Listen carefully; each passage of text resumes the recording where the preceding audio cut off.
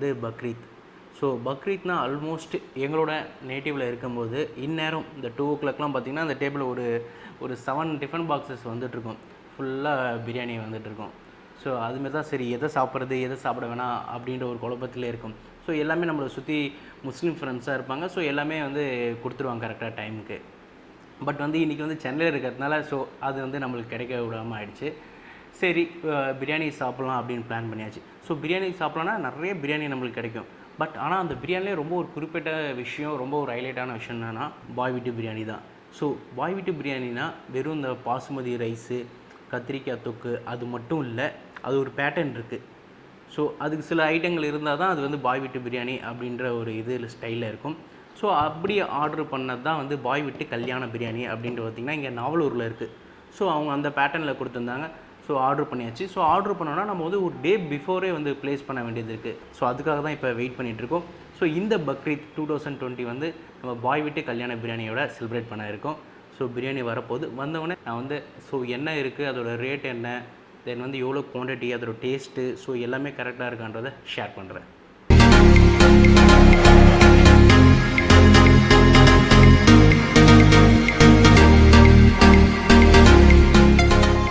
Almost வந்தாச்சு. நம்ம எதிர்பார்த்த அந்த பாய் வீட்டு பிரியாணி.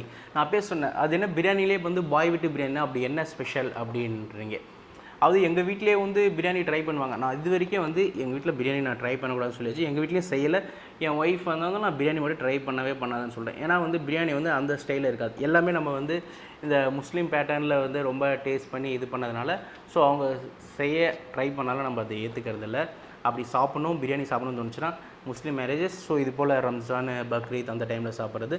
அப்படி இல்லாத பட்சத்தில் வந்து அது கடையில் போய் ஆர்டர் பண்ணி சாப்பிட்றது. அதுவும் வந்து பாய் வீட்டு பிரியாணியாக தான் செலக்ட் பண்ணி சாப்பிட்றது. ஸோ என்ன அதில் ஒரு ஸ்பெஷலான ஒரு விஷயம்னா பாய் வீட்டு கல்யாண பிரியாணின்னு இருக்காங்க. ஸோ பாய் வீட்டு கல்யாண பிரியாணி போனால் அதில் ஒரு பேட்டர்ன் இருக்கும். வெறும் பிரியாணி மட்டும் இருக்காது, பிரியாணி வித் அந்த பீசஸ் இருக்கும். தென் வந்து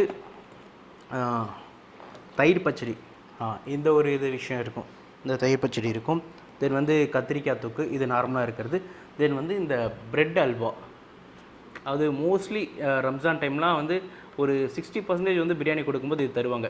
ஸோ எனக்கு நிறைய முறை கிடச்சிருக்கு. இப்படி இந்த ஸ்வீட் பார்த்திங்கன்னா ஒன்று பிரெட் அல்வாவாக இருக்கும், இல்லை வந்து கேரட் அல்வாவாக இருக்கும். ஸோ இதுதான் இது ஒரு ஹைலைட்டான விஷயம் அதை பொறுத்த வரைக்கும்.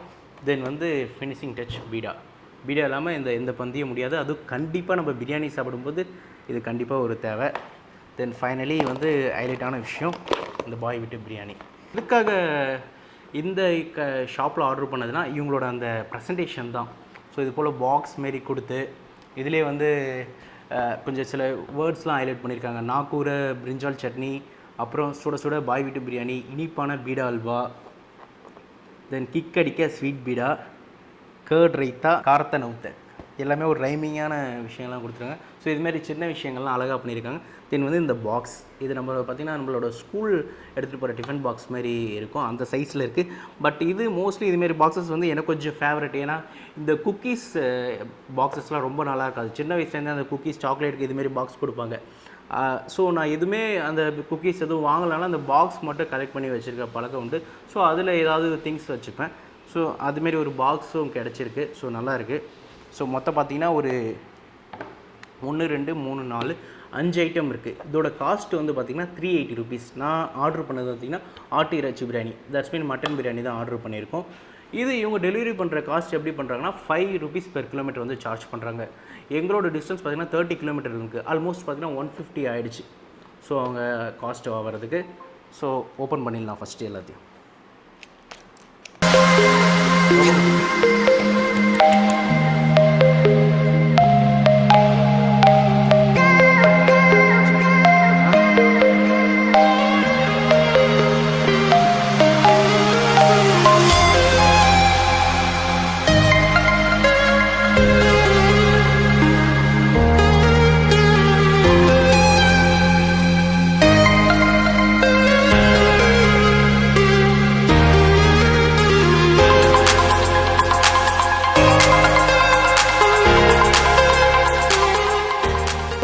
இலை வந்து இப்போ ஃபில் ஆகிடுச்சு. இந்த பிரியாணி வந்து நார்மலாக நம்ம பிளேட்டில் சாப்பிட்றதுக்கும் வாழை இலை சாப்பிட்றதுக்கும் ரொம்ப டிஃப்ரெண்ட் இருக்குது. ஆனால் இவங்க வந்து இலை வந்து அவங்க அஃபோர்ட் பண்ணல. ஸோ நான் ஆல்ரெடி இது வந்து வெளியில் வாங்கியாச்சு. ஏன்னா அந்த பாய் வீட்டு கல்யாணம் அப்படின்ற விஷயம் போது அந்த கண்டினியூட்டி எல்லாம் கரெக்டாக இருக்கணும் அப்படின்றதுக்காக வாழை இலையும் வாங்கியாச்சு. ஸோ இப்போ ஆல்மோஸ்ட் நம்ம அந்த பேட்டர்னுக்குள்ளே வந்துட்டோம். ரைஸ் பார்த்திங்கன்னா மொத்தம் ஒரு 2 லேயராக கொடுத்துருக்காங்க. ரொம்ப ஆயிலியாலாம் இல்லை, நார்மலாக தான் இருக்குது. அந்த கொஞ்சம் ஒரு ஆரஞ்சிஷ் ரைஸ் லைட்டாக இருக்குது மேலே. மொத்தம் ஒரு 6 வந்து மெயின் பீஸஸும் சின்ன சின்ன பீசஸும் இருக்குது. ஒரு 10 பீசஸ் இருக்குது மட்டன் பீசஸ். நல்லாவே பாயில்டாக இருக்குது. ஸோ மட்டனை பொறுத்த வரைக்கும் அந்த பாயில்டானது தான் நம்ம சாப்பிடும்போது, இந்த மட்டனாக இருந்தாலும் அந்த சிக்கன் அந்தளவுக்கு பாயில்டாக இருக்கும்போது இன்னும் நல்லாயிருக்கும். இதை வந்து நம்ம ஆனியன் ரைத்தாவில் மிக்ஸ் பண்ணி சாப்பிடுவோம்.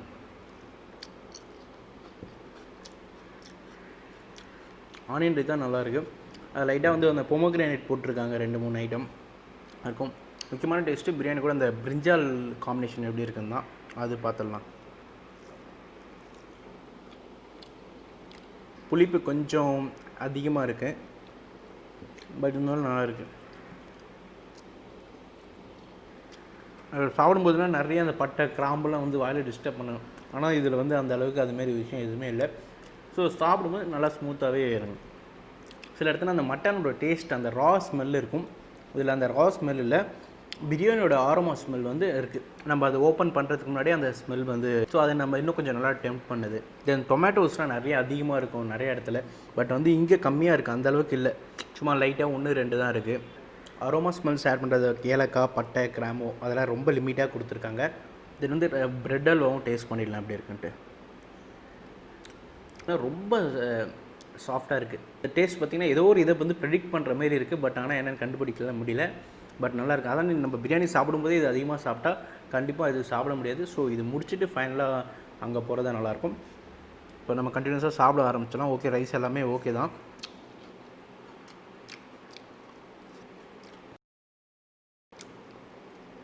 பிரியாணி வந்து ரொம்ப மசாலாக்கெல்லாம் இல்லை, ரொம்ப காரமும் அதிக சால்ட்டும் இல்லை, எல்லாமே வந்து கொஞ்சம் லிமிட்டாக இருக்குது.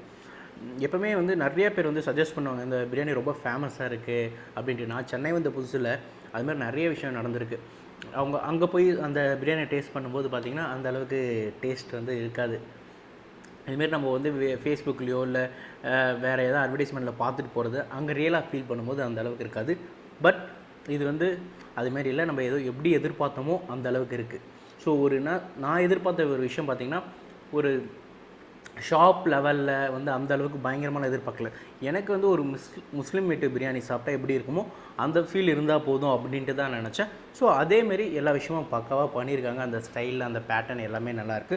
அதே போல் டேஸ்ட்லேயும் அந்த குவாலிட்டி எல்லாமே கரெக்டாகவே இருக்குது. கப் பாக்ஸ் பார்த்திங்கன்னா 2 பேரில் ஒரு 1.5 பேர் சாப்பிடலாம், அவ்வளோதான். ஸோ இன்னும் நான் பிரியாணி வந்து நல்லா சாப்பிடுவேன் அப்படின்னு சொன்னாங்கன்னா அவங்க கண்டிப்பாக இந்த பாக்ஸ் ஃபுல்லாகவே சாப்பிட முடியும். பிரியாணி எடுத்துட்டோம், கொஞ்சம் ரைத்தா மிக்ஸ் பண்ணி அப்புறம் நம்ம இது கொஞ்சம் இது பண்ணி லாஸ்ட்டாக வந்து பீசஸ்.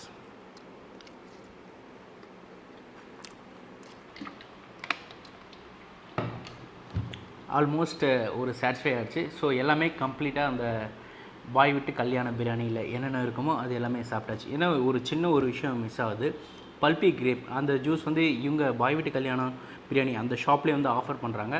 அது இன்னும் நிறையா சில ஷாப்பில் தான் இருக்கும், ஏன்னா மோஸ்ட் ஆஃப் த ஷாப்ஸில் அது இருக்காது. ஸோ நாங்கள் ஆர்டர் பண்ணால் அது வந்து கிடைக்கல, இல்லைனா அது கூட நம்ம உங்களுக்கு நான் அதை சொல்லியிருப்பேன் அதை பற்றி. அது ஒன்று வந்து ஃபினிஷிங் டச்சில் ரொம்பவே சூப்பராக இருக்க வேண்டியது. அது பார்த்திங்கன்னா அது ஒரு அரேபியன் டிஷ், அது மோஸ்ட்லி அரப் அந்த ரிலேட்டட் ஷாப்ஸில் வந்து கண்டிப்பாக உங்களுக்கு அது கிடைக்கும். ஸோ இன்றைக்கி பக்ரீத் வந்து ரொம்பவே சிறப்பாக போச்சு. ஸோ என்னை பொறுத்த வரைக்கும் இதோட பக்ரீத் முடிஞ்சிச்சு அப்படின்ற மாதிரி சொல்லலாம்.